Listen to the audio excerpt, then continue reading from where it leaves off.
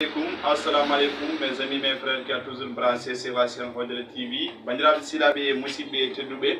on calminama mokkal inde mum ondude e mbadi yettode muɗum 12h32 minutes ɗo e Hodre TV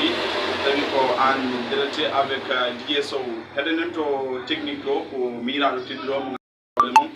woni DJ Layya en calmini dendagal bandiraɓe ganduɗa hoorema ko daraɓe oɗo chaîne vraiment eɗen beltiniɓe e kala saaha ha joni kadi eɗen mbaɗa ɓe encouragé vraiment e wadde abonné ji ko noon kadi e wadde partagé e aimé vidéo ji ɗi nde tawno ko ɗum woni ko ganduɗa hoorema wawata wallude en ɓe mbi ɗolen yimɓe ko ndiyam sembe leñol ko dental donc noon avec DJ Sow 12h32 minutes ɗo e sen mon Hodre TV kono tigui eɗen gaari weltinde bandiraɓe vraiment en mbayri chaîne o kono ne kadi vraiment eɗen teluno eɗen gone jaam en mbaɗi bon retour donc noon en jaahat toon ha joni jaaden e boyji belende eɗen gandi e fin d'année 2021 oɓe mbaɗi hen compagnie e oɗo son mo ganduɗa hoorema ko son mbaɗɗo fayida taw kadi ko son o yimata ko o guilli minema donc noon DJ Lay en jahat mbaɗen minema mbaɗen ambiance mo ganduɗa hoorema taw ko ambiance dirɓuɗo belɗo o mbaɗiri mbaɗama kono donc noon on jiyata hande mbaɗama donc noon commentaire ji moɗon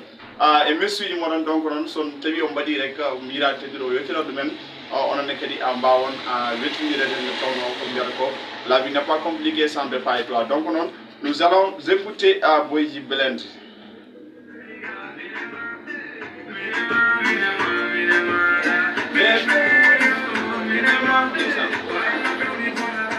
Yalla yalla ni chay yaharo anino ko sawdor bammi nangam do chay yaharo quoi wadi be mbiar ko bar manki a sankinade rek donc non merci à Riel Mamzo kanko staff makko fof wonde e DG e Boy Pulaar donc non en calmini kala mo la warma rek ko Mamadou Boyji Blende en beltinima be donc non ko moni kadi ena ara dero balde e hip hop o ya bangi en gultina ɗumen en jahani Mauritanie en jahani Sénégal goɗɗoɗo mais donc non en gultinat oga bangi hip hop hakkude o mo ganduɗa hoorema ko kañum woni One Black e Boyji Blende nde tawno ɗeɗo balɗe vidéo ji kewɗi tawtoto ko classe hakkude mabɓe kamɓe rappuji jiyama donc noon en garat e wadde hen détaillé ɗeɗo balɗe ɗum noon wonata ko miraɗo tedduɗo o DJ Lay so tawi hawri e weɗede e jomiraɗo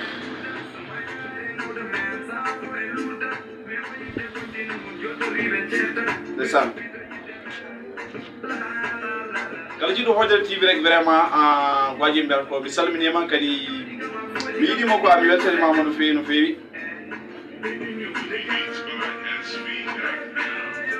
Nema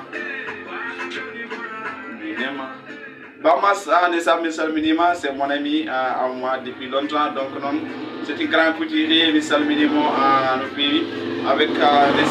son ami Bessie Roussard, donc on a beaucoup de Boyji Blende, mi weltanimo no fewi Baba Gade Ndiaye, Pista Boudjaye, mi jiɗanima mi Salminima kadi Hatidi.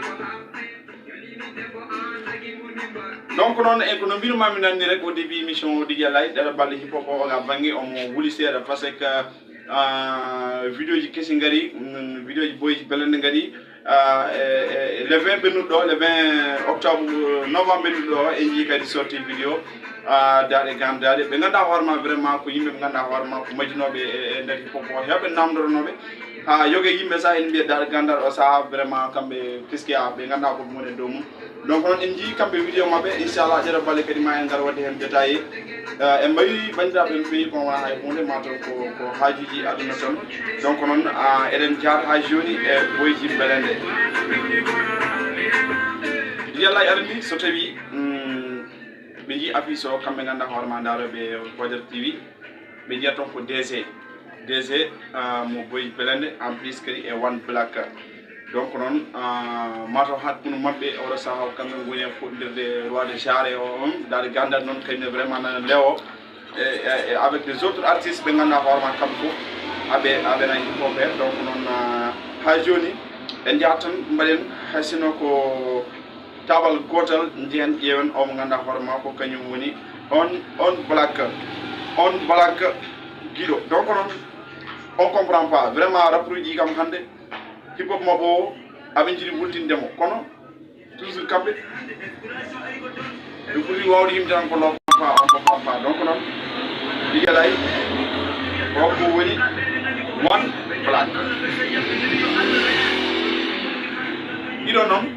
so tawi aɗa heɗo il faut ko chance habillema il faut ko mbaɗa cap mbaɗa lunette mbaɗa secoté quoi il faut ay hay mbaɗa montre quoi